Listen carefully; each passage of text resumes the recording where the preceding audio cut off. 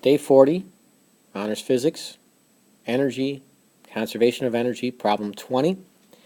Starting with the diagram, we have this person on a diving board. The diving board's 2 meters high, but the important thing is how high is their center of gravity from the water level, because there's going to be a potential energy, a gravitational potential energy that will be converted into kinetic energy. But on launch here, and the beauty of this problem is it's much easier to do this by conservation of energy than kinematics, because we don't even need to know what angle she dives in at. She could be actually jumping up a little bit, or down at an angle, or straight out.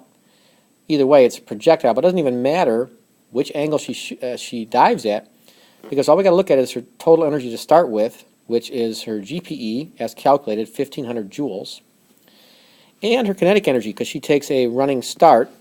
So over here, we have her two types of energy to start with. Together, that's her total mechanical energy. So you'll see this quite often, TME. Total mechanical energy over here is the sum of the two types of mechanical energies, the GPE and the kinetic energy. There's other kinds of potential energy, but we're just going to be dealing with primarily GPE and then kinetic energy. This is the typical type of problem. You add those up, you get the total energy. That will be conserved. We're assuming no losses here, which is you are to assume unless you hear otherwise. So as she enters the water, she still has that much energy.